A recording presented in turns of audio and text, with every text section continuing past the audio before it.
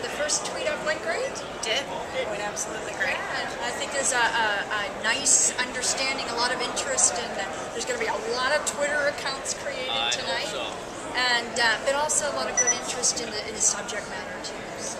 We're really excited about just the potential for social media and for Twitter and Facebook and LinkedIn and all of the other avenues that are available to us now to really connect MTs up, not only to information but to each other in a unique way that we've really not been able to accomplish as uniquely as social networking can. And I really hope that all the folks that were here today and every one of you guys that was out tweeting with us on Tweet Chat from home, we really appreciate you connecting up with us today and hope you'll stay tuned in for our series coming up.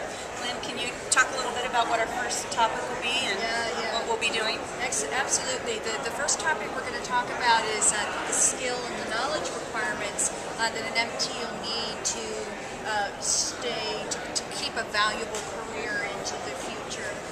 We're talking a lot these days about a medical transcriptionist becoming the person that doesn't just create a document, but who does the validation and reconciliation of structured data that's created from a report so that it can be used in an electronic environment. Regardless of what technology is used to structure that data, there's still going to be some validation there.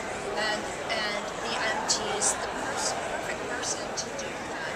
So, but there's going to need to be some additional education, some additional skill, and who better to bring that to them than AHDI. So I think our purposes are so perfectly aligned here. And we're finally at the point where, we've been talking about the value of dictation and transcription for a while now, but I think we're finally at the point where we can really start to demonstrate. I was really struck by your statements today about moving back to recapturing the career-minded MT, the individual who's, whether working from home or not, has really stepped into the profession because they're interested in that long-term career, that continuing education, credentialing, professional development, and really understand the unique contributions that they make to healthcare delivery and are interested in excellence in terms of the provision of services. Jay, you're in touch with those working MTs every day on our blog, and I know you've been blogging about this for the last few weeks.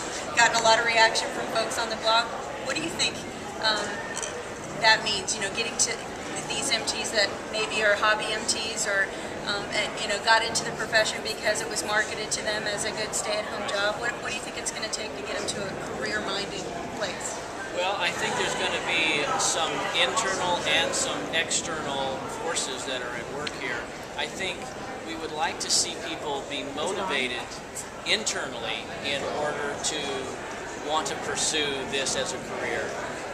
But the reality is, as we see mandatory credentialing become more talked about and eventually implemented, that's actually going to be an external pressure, I think, that is going to kind of force people into making a decision about what they're going to do, whether they're going to pursue this as a career or whether it's going to be, a hobby. And it's going to be less convenient to do it as a hobby, I think, when we see mandatory credentialing begin to take place, which I really think that's the direction that healthcare is going in general, not just the House of Delegates at AHDI saying this is what we want to pursue.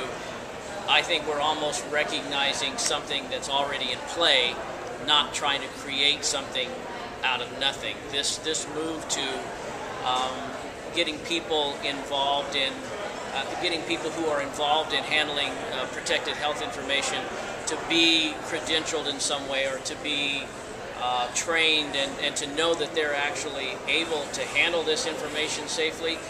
That's not something that AHDI is coming up with. That's a move that's going throughout the whole healthcare industry right now. So those things I think are going to play into pushing people either into the deep end of the pool or out of the pool altogether.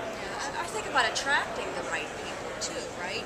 I mean, we need to make sure that we're attracting people to the industry for the right reasons, not because, I can do this from home, but because this is a really valuable profession. This is something I'm interested in. I mean, this is, the kind of people who come here who spend their own money and take their own time to come here and learn about what's going on want to learn more. We need to attract more of that kind of people and make sure we create an environment where we keep the ones we have. And I think healthcare really needs that technology-savvy, future-minded professional in every role. And I don't think they're interested in any allied health professional that wants to be engaged in healthcare delivery as a hobby. Right, No, exactly, no. exactly. I don't think that is unique to transcription or No. even unique to health information management. But I'm really excited about the series coming up, and so excited that AHDI is doing this with M-Modal. And everybody out there in cyberspace, stay tuned and join us in the next few weeks for more of these discussions.